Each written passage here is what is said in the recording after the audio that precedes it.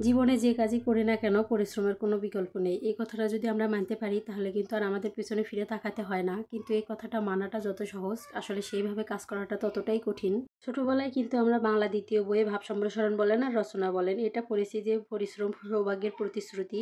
তো এই কথাটার মানেটা কি, সেই ছোটবেলা থেকে যারা বুঝে আসতে পেরেছে তারা কিন্তু অনেকটাই আগে গেছে জীবনে।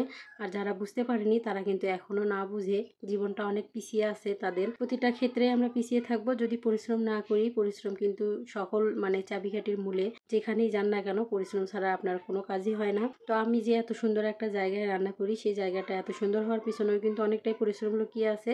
আজকে আপনাদের সঙ্গে তার একটু শেয়ার করব। আসসালামু আলাইকুম ভাই আপুরা, কেমন আছেন সবাই? আশা করি সবাই অনেক ভালো আছেন। আলহামদুলিল্লাহ আমি অনেক ভালো আছি। অনেক দিন পর আপনাদের সঙ্গে একটা ভিডিও শেয়ার করতে চলে এসেছি। আশা করছি আপনাদের ভিডিওটা ভালো লাগবে।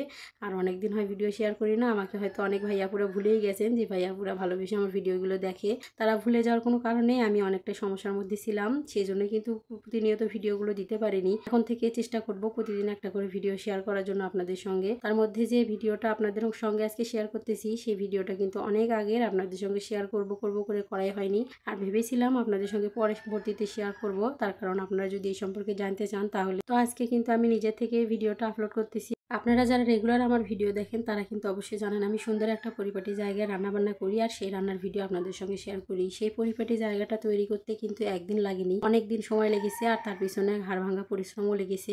এতগুলো গাছ গাড়া, সেই গাছগুলোর যত্ন নেওয়া, সেই গাছগুলো থেকে ফলন হওয়া, ফুল ফল হওয়া, এতটাও কিন্তু কম কথা না, চারটিখানি কথা না। এখানে কিন্তু অনেকটাই পরিশ্রম দিতে হয়েছে, অনেকটাই সময় ব্যয় করতে হয়েছে। তারপরে কিন্তু জায়গাটা এত সুন্দর হয়েছে। এমনি যদি এত সুন্দর হয়ে যেত আর এত সুন্দর টুকটাক করে ভিডিও করতাম আর আপনারা এত পছন্দ করতেন, তাহলে কিন্তু হয়েই যেত, সবাই এই কাজটা করতে পারতো। আমি এই জায়গাটা প্রায় 1 মাস হয় একটু করে তৈরি করেছি। আর টাকা পয়সার ব্যাপার থাকে মাঝখানে, যেটা হাতে না থাকলে সেই কাজগুলো করা যায় না, সেগুলো কিন্তু আমাকে মেনটেন করতে হয়েছে। একটা করে রং কিনেছি, আবার অনেকগুলো কাজ করেছি, গাছ কিনেছি, সবগুলো একবারে কিনতে পারিনি। ওই যে বললাম টাকা পয়সার ব্যাপার থাকে, অনেকগুলো গাছ একসঙ্গে কিনতে পারিনি, একটু করে কিনেছি আর 2-1টা করে লাগিয়েছি, সেগুলো থেকে ফলন হয়েছে। তারপরে কিন্তু আপনারা ভিডিওতে ফুলফিল একটা জায়গা দেখতে পেয়েছেন। তার আগে কিন্তু কতটা পরিশ্রম করতে হয়েছে সেটা কিন্তু আমরাই জানি। পিছনের গল্পটা কিন্তু কেউ দেখে না, সামনেরটাই সবাই দেখে। পিছনে যে কতটা পরিশ্রম আর কতটা কষ্ট লুকিয়ে থাকে। আর এর পিছনে কিন্তু কারো পরিবার সাপোর্টও করে না ভিডিও করা বা এরকম কিছু।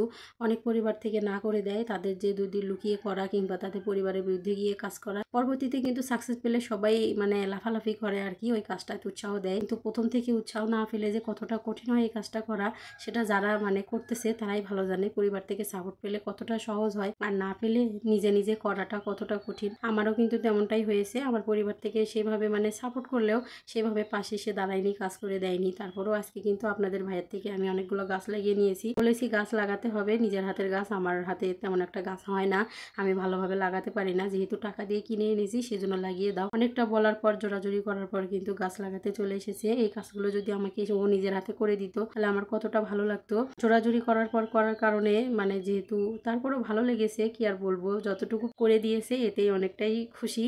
আর আপনারা দেখুন কিভাবে আমি গাছগুলো লাগিয়েছি আর জায়গাটা কেমন ছিল, আর পরবর্তীতে আপনাদের দেখানোর সময় কেমন হয়েছে। ভিডিওতে যেটা দেখিয়েছি ভয়েসে সেটা বোঝাতে পেরেছি কিনা জানি না, তারপরেও অল্প একটু হলেও বুঝতে পেরেছেন। আশা করবো এটাতেই মানিয়ে নেবেন। অনেকদিন পরে আমি ভয়েস দিতেছি, তো তাই নিজের মধ্যে একটু গিল্টি ফিলিং হচ্ছিল, দ্বিধাবোধ কাজ করতেছিল কিভাবে ভয়েস দিব, আপনারা বুঝতে পারবেন কি না আদৌ, এটা নিয়ে অনেকটা দ্বিধাদ্বন্দ্বের মধ্যে পড়েছিলাম।